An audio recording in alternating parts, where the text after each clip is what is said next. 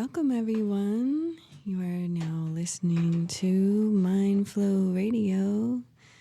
This is our December edition of 2019. Time continues to fly, and we continue to grow and evolve. And here we are. Here we are. In the present moment. Yay! This is recorded live at WDRT. Barogua 91.9 FM, and it's our monthly show. We're really glad to be here. Glad you're here with us. Glad to be here as well. And we are, my name is Lamont McFerrin, and this is Jaylyn. Yay! Hello, everybody. We're co-hosts of the show. Jaylyn's a yoga therapist and kirtan artist and musician and anything else. What else would you like to say about yourself? I love growing. Yeah, you're a free thinker. I'm a free thinker. You're into the idea of open-minded. evolving. And you've trained a lot. I'd like to say that too. I like to practice. And how long have you been training in yoga, etc.? I would say I've been training in the healing arts for 15 years. I've been teaching for 12 years, teaching yoga and continuing to train and learn new things. And I just, How about you? Good job. Thanks. Yeah. Me, I don't know. I've been training for a long time. I've been training for almost 30 years, I would say. You got 15 years on me. I know. Doesn't really show, does it? Actually, it does. I don't know. A lot. Sometimes.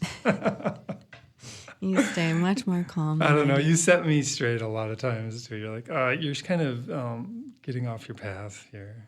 You gotta nudge me. Oh, yeah. Oh, a little bit. But it usually goes more the other way, I think. Yeah, well, I mean, we each help each other when our egos rear up, I guess, in like an unhealthy way. Yeah. Right. And, I should say I'm a psychotherapist and a Tai Chi instructor. Yeah. And I love yoga, too.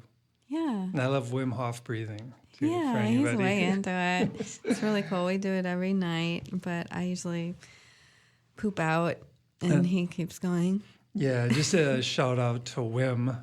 Yeah. Wim, who tried to climb Mount Everest just in his shorts. I think he succeeded, didn't he? No, he made it a long ways, okay. but he didn't make it to the summit. Yeah, because an old injury. I mean, he's not a spring chicken either. He's in his 60s now. Yeah. He's probably in his 50s when he was climbing up the mountain. But yeah, he does this intense kind of yogic breathing exercise. And it empowers him to like withstand cold temperatures, and I don't know. He's kind of like a superhuman dude. And the reason I became interested in him, like I said, he's in his 60s and he's like super vital. I was like, ooh, that's what I want. Really healthy. Yeah. So we just like look up his Wim Hof breathing technique on YouTube. It's called Guided Breathing 3 Rounds, and it's a 15-minute practice, and we probably do it 5 nights a week, I would say. Yeah. It's intense. Yeah, it is. I personally have old injuries or traumas deep in my psoas, and it seems to trigger them every time. And I don't know. I like to believe that they're healing, but still they're getting triggered, and I go right into restless leg trying to do this meditation. And it's really interesting because the idea is that you need to relax. But I think that my mind is now expecting that I'm going to go into this trigger. Yeah. So I'm trying to trick my mind, but not trick your interesting. Mind. You're trying to overcome the old habit of freaking out. Yeah. Essentially, right? Yeah, because I can feel it coming in the second round. I'm like, oh, here it comes. Yeah. Yeah. So I'm trying to go into long, deep breathing. Yoga is so interesting because it has so many different breath techniques that you can use. And Wim Hof, adopted one. Yeah. and it studied it at great length. Or practiced it a lot. Well, practiced it and studied it. He got a team of doctors and researchers, and he's really proven that this yogic breath technique is valid in the healing arts. Yeah, that it helps, like, it kills bacteria in your body. And Supposedly viruses. it boosts the immune system. Yeah. Essentially. It basically can heal your nervous system. Well, what I think it does, it just creates a bunch of chi in my core when I do it. And everything's tingling and...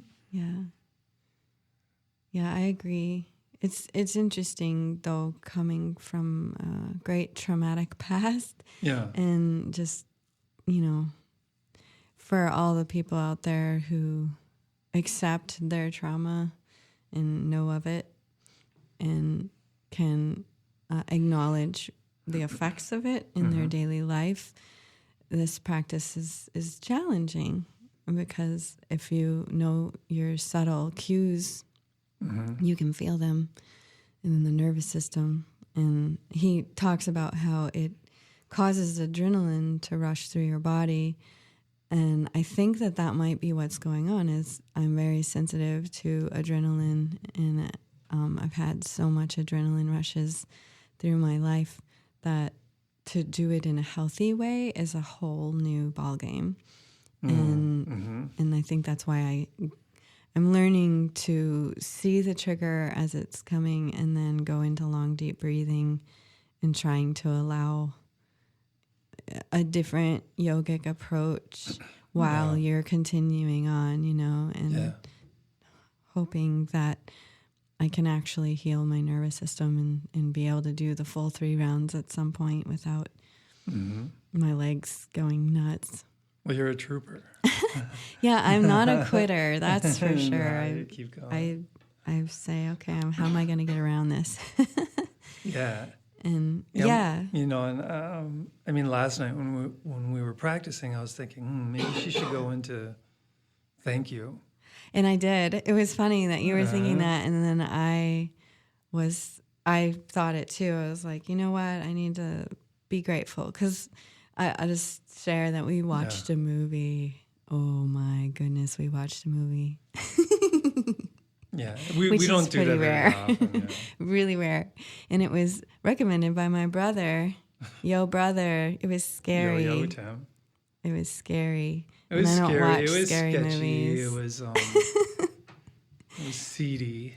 But I've been curious about people's viewpoints on what's it called, the rapture. And for whatever reason, my family is way into it, and my mom just sent me a rapture movie on YouTube that we watched, and it was kind of funny and, not fun. It wasn't meant to be funny. It was meant to be very serious, but it wasn't scary. And I was talking to my brother, and he's like, oh, you've got to watch This Is the End with Seth Rogen. And I was like, okay. He's like, it's really funny. And I was like, all right. It was pretty funny at times. Yeah, he was laughing a lot more. I was hiding and wondering why I was watching this movie. Yeah, you're getting triggered. I was so triggered. So afterwards, I was like, we've got to listen to Abraham Hicks and do yoga and listen to happy things. Because I just had this vision, I just couldn't, it was burned in of some of the demonic stuff that was on this movie. And it was too much for my brain. And that's interesting from the perspective of when we witness something and there's a big emotional reaction to it. That's when it gets burned into our memory. And then that's what happens with trauma in general. We have this huge emotional reaction to some event, and then it's just there, and then it keeps bubbling up into the conscious mind from the subconscious, and then we push it back down into the subconscious, then it bubbles back up, and then we get triggered and we push it back down. And I like the idea of and instead of pushing it back down, more recognizing it in, what is it called? Not dispersing it, but it's like deactivating, not deactivating. It's like when you create more of a you neutralize it. Yeah. So it's not, so basically the way I neutralize things like that is well, when I was young, I would watch like a cartoon after something scary, or I would listen to my favorite music and dance around the room and try to get over it. And now, I do yoga and listen to something like Abraham Hicks that makes me feel like it's all going to be okay. Well, another technique, a mindful technique to use when like a traumatic memory bubbles from the subconscious into the conscious mind is attempting to neutrally observe it. Yeah. Instead of like having that big trigger hit, when it pops, just like expect it's going to come into the conscious. And when it does, greet it from a neutral place and then try and release it somehow. Well, I took it to the next level of gratitude, which is one of the reasons why I wanted to hear Abraham Hicks, because she's very much about gratitude. And so I was thinking about all the things that are working right in my body, all the things that are working right in my life, accepting my mortality. Yeah. And I really saw this, I was like, well, it could be a car accident, it could be old age, it could be a demon, like no matter what, I'm not going to escape death. So I need to be grateful for life. Well, death of the mortal. Right.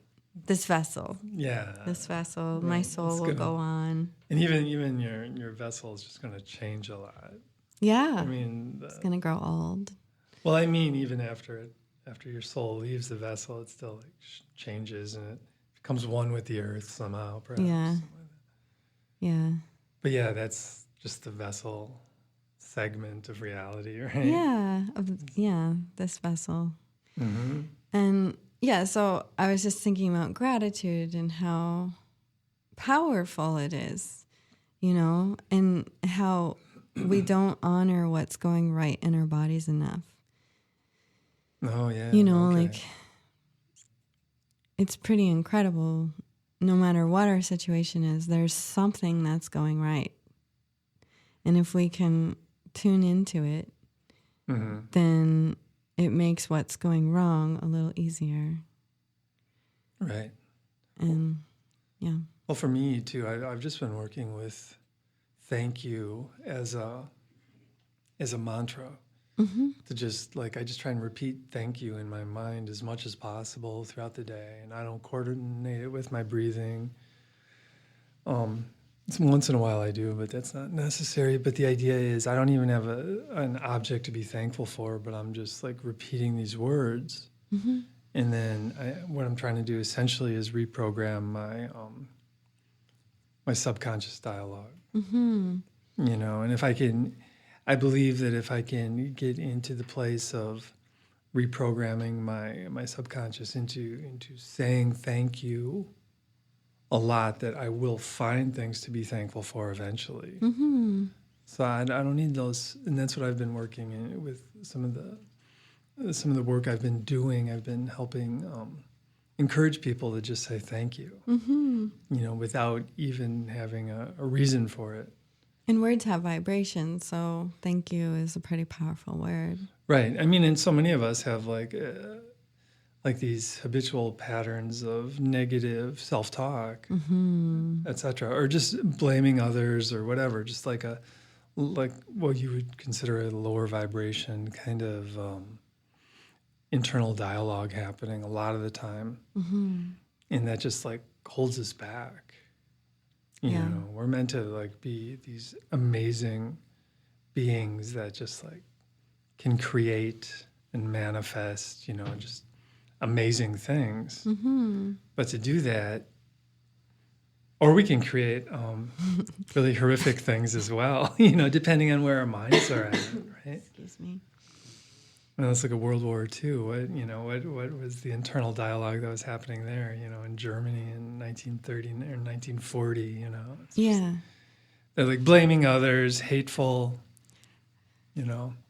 Well, yeah, then there's that story of when the war almost stopped because they started singing Christmas songs, right? That's World War I. Oh, okay. Yeah, no, I love that. It was during Christmas, and one of the German soldiers stood up.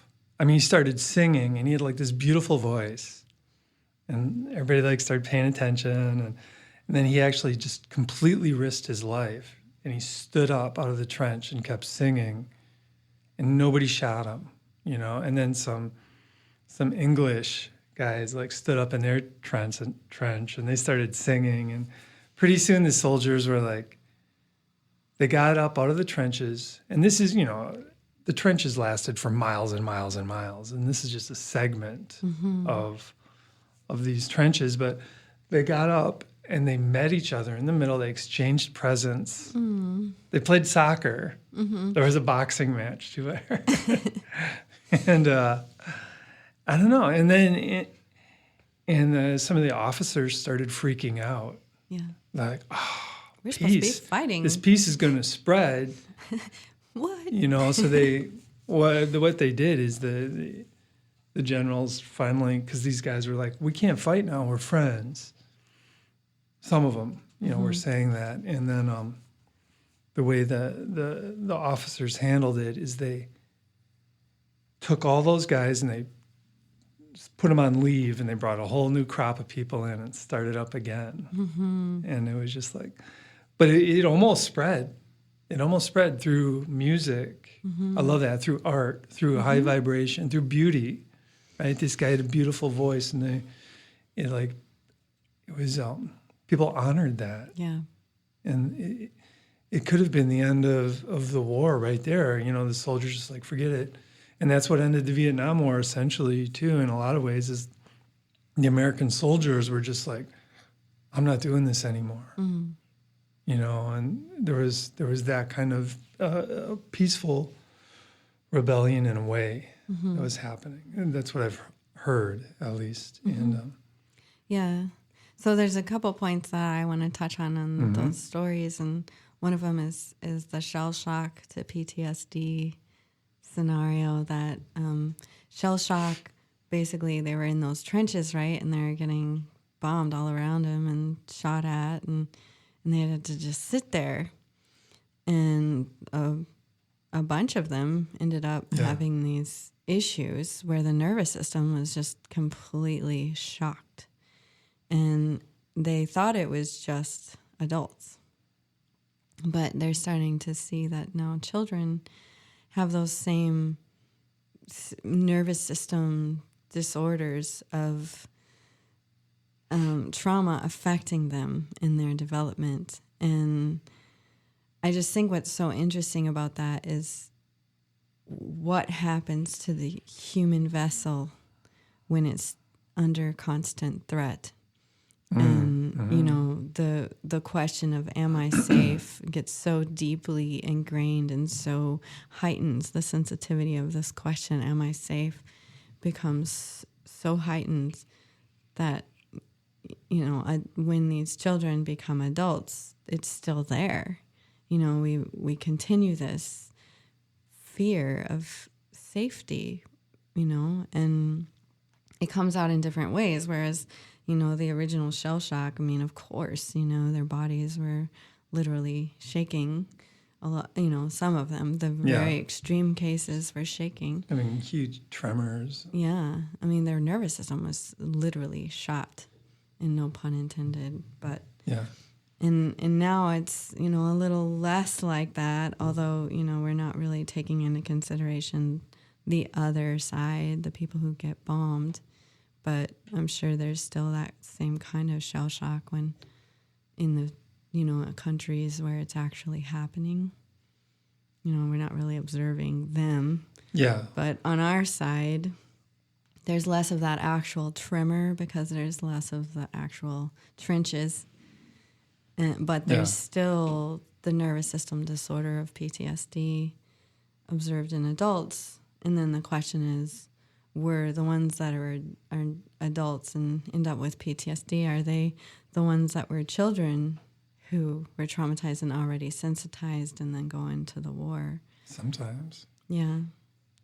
Yeah, so it's just something to think about and honor that there's this really big deal going on in humanity of, am I safe? Like pretty much everyone is asking that all the time, and some people are asking it even more because their nervous system is just wired that way because they've been through stuff. And well, I just want to say too, I mean, in our modern culture, we spend so much time just like ingesting information and data through these screens and all this information and misinformation flowing into our mind, just coming into our minds, and then our mind processes, and then, it's our mental diet is just like terrible, essentially, and that makes our minds agitated. And confused. Well, agitated. Well, yeah. And confused. Well, you're not seeing clearly if your mind's agitated. Yeah, that's confused. It's like, well, what's right? What's real? What? Yeah, and then so we feel like terrible because we're agitated, and we're like pointing our fingers. I'm agitated because of you, because of you, because of you. So, yeah.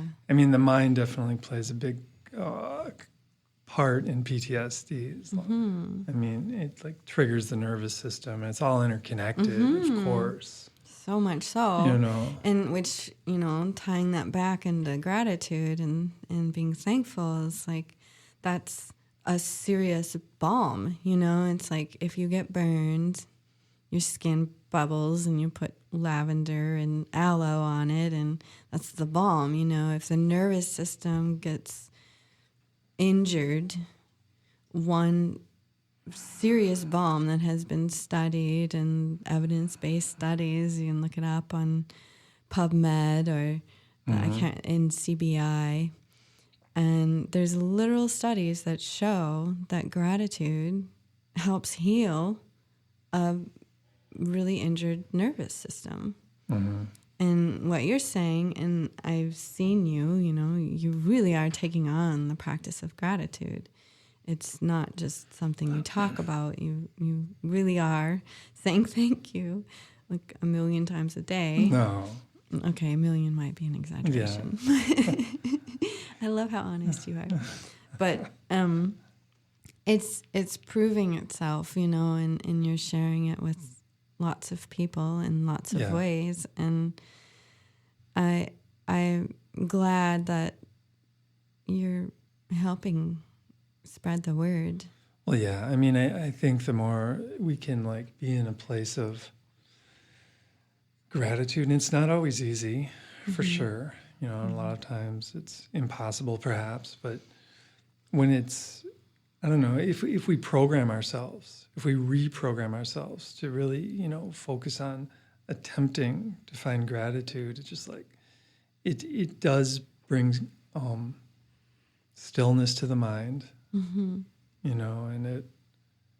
it does help us heal, I think. And as far as the PTSD, I mean, how many of us have PTSD? What percentage of people have undergone like significant trauma? And I've even heard like psychologists argue that like a lot of kids get trauma just from like watching the news on TV, et cetera, et cetera. So if you start taking that kind of stuff into account, it's like, whoa, we are like one traumatized people, like walking around, and how do we overcome that? Or how do we reduce it? And how do we heal? Change it? Yeah, how do we heal? That's right. Is healing possible, It's an individual choice.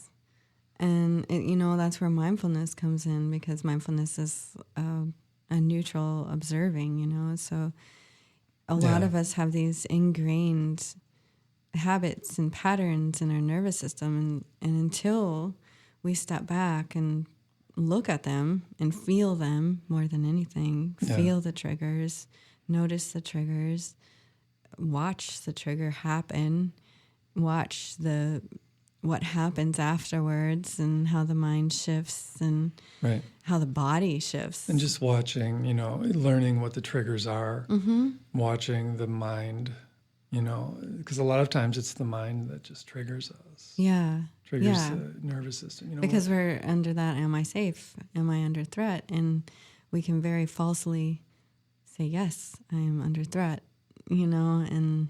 Or just, or I'm full of hate.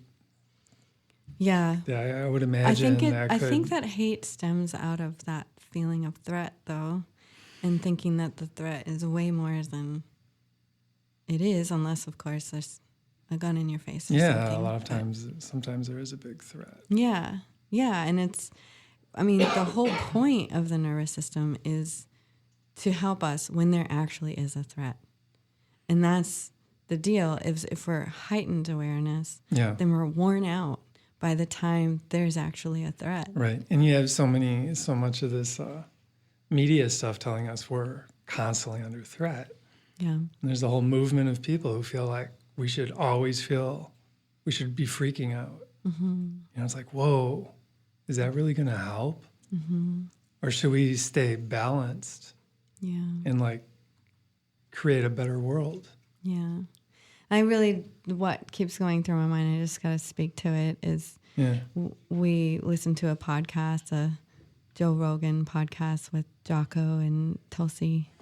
Mm-hmm. And it was really great. And it was like a 2.5 hour podcast. Yeah. And we listened to the whole thing. And what really got me is how much our world has changed over the last 20 years and how divided we've become as a nation.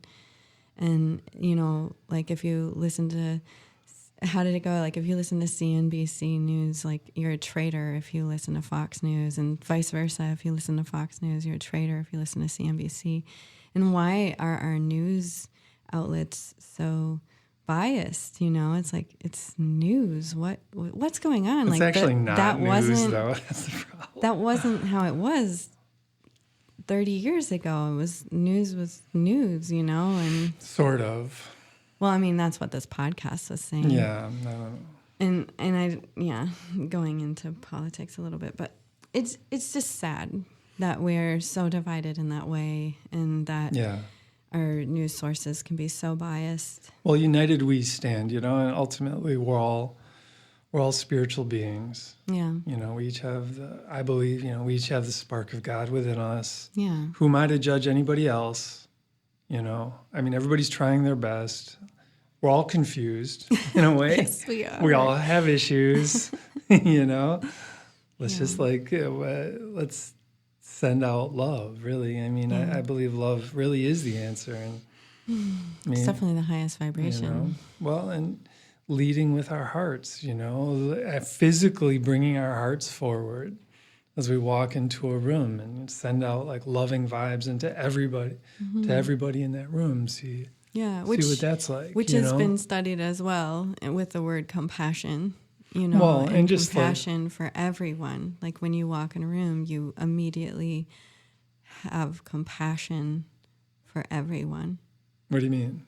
If you have the right posture? I think it's kind of like what you're saying, leading with the heart. Yeah, which is a postural thing. I'm physically having good posture. Yeah, and leading with the heart. I would also say I don't know if argue is the right word, but I would also say that part of that is feeling safe. You can't have compassion for others if you are under this constant nervous system threat. And a big part of feeling safe is not having an agitated mind. Yeah. That's where I see it as the mind is the foundation of feeling safe. If our mind is relaxed and clear. Mm-hmm. Which takes practice. Well, it's a natural state, but it's something that's it's kind of unusual these days, in a way. We're fast images. Yeah, at least that messes with the mind right away. Well, we each have. There's a lot of reasons our minds are agitated, and we need to be more conscientious of our mental diets to begin with. Practice yoga, play basketball, have your whatever, go play outside some music, and play at the park, go for a walk, go for a walk, totally, and then cut back on the screen time. Yeah, etc. And then especially for our children. Our children, they're so sensitive, and it's normal to give a 2-year-old an iPad at this point. Yeah, and pay attention to what we eat. That's a big deal too, and pay attention to the substances we use. That's a big deal. Are we moderate? So there's all these variables, but that we can work on to achieve a state of more mental balance, of relaxed clarity. of finding moments of awareness and peace throughout the day. Mm-hmm. And when we're able to do that, it's so much easier to find that gratitude, is my point. And if we're walking around just completely agitated all the time, or most of the time, then life is really difficult. But we need to take responsibility for our own minds. And that's what's lacking nowadays. A lot of people are like, my mind's so agitated and I'm going to blame everybody else. And then nothing changes and their mind is completely agitated the next day too. Yeah, I feel like that's been one of my favorite points is if we take responsibility, that gives us power. Because if we realize that it's our responsibility for our mind, and then it's like, oh, well, then I can change what I'm focusing on. Yeah, we're empowered at that point. Yeah. Exactly. If we blame it on others, we have no power. We are leaving ourselves as the victim. But when we take control back, if we take responsibility for our thoughts and our mind and our nervous system, no matter what's happened to us, we have power to heal, power to practice, power to acknowledge. But when we're just busy blaming, it just doesn't work. Well, when we're agitated, everything is difficult. I mean, when we have more relaxed clarity, it's so much easier to see the beauty of nature, for example. I can be outside, and if my mind is agitated, I'm still like trapped in this internal like prison, Yeah. But if I'm in this place of clarity, boom, and then also when I find the clarity, I'm able to find my purpose in life, and then I'm able to like effectively know how to behave to achieve this purpose, and blam, I'm helping the culture, and that's the way. If we can but if we don't have that clarity, that's a problem. Yeah, or the space in the mind to have clarity. Or as my son said, and I'm just so proud of him for coming to this conclusion, because we all need to come to this conclusion. But we need to empty our cups. We can't walk around with full cups, because then we're not open to the things that we have to share with each other. So like we have our opinions and our quote unquote facts in our mind. And if we have no space in our cup for anything new, then we're, Well, I think one of the byproducts of the agitated mind is like arrogance, perhaps. If we had more humility, like, well, I really, just being the neutral witness to everything and trying to figure things out, but knowing there's more to learn. Yeah, always. Being open. So, and as he would say, that's space in your cup. That's a little, if you know that there's more to learn, then you have some space in your cup. If you think you know everything, then you're, in a way, that's that victimhood again. It's like I have no space in my cup, and it's everyone else's fault, and and I know that this is how it is. And it's like, well, if you just empty the cup out, I say it's arrogant. Yeah. It might lead to victimhood. Yeah. Victim stancing. Yeah. But. Yeah. Well, thank you. So that would be my suggestion, just to try and say thank you as many times as possible throughout the day, and just see how that affects. Is there anywhere in your mind brain that you suggest focusing on when you're saying thank you, or are you just saying thank you? I'm just saying thank you. I've been trying to use it because I have problems getting out of bed in the morning. But now, instead of like the alarm goes off, or at least a lot of mornings, instead of like mulling, I got to do this and this and this and this, and today, I'm just like, ugh, I'll just thank you, and it's like way easier to get up. Okay, I like that.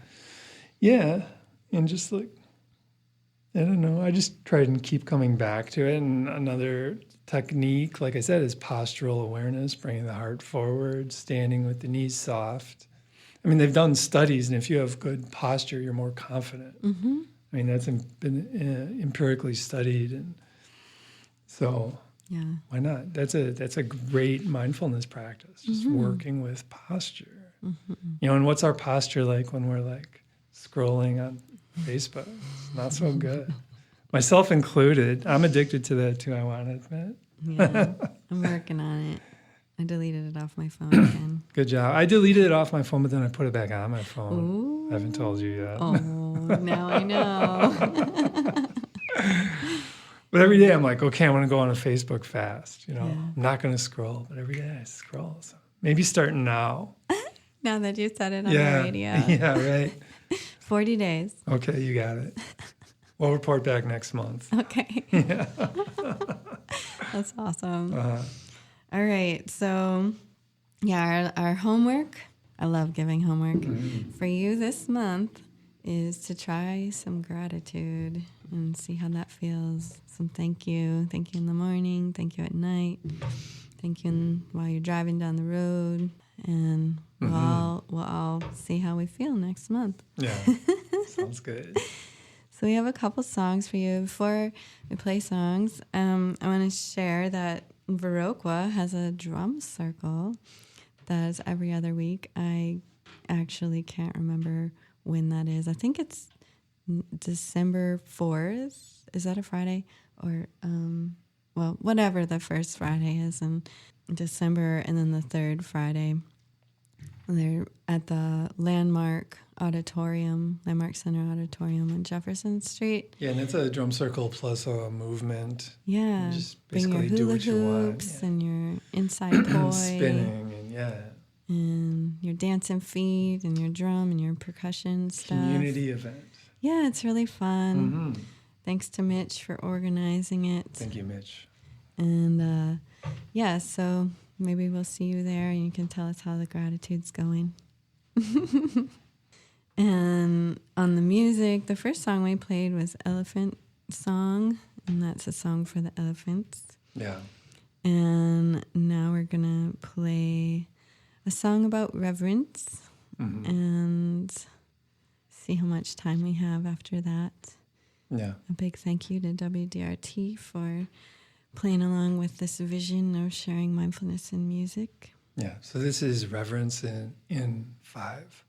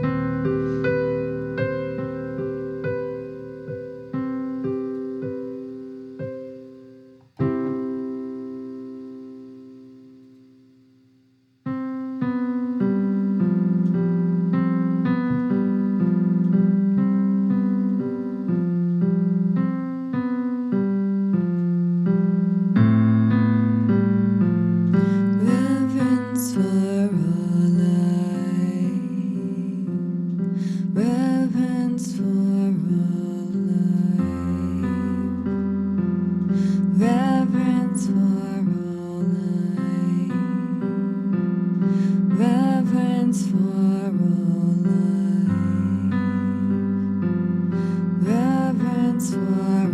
life.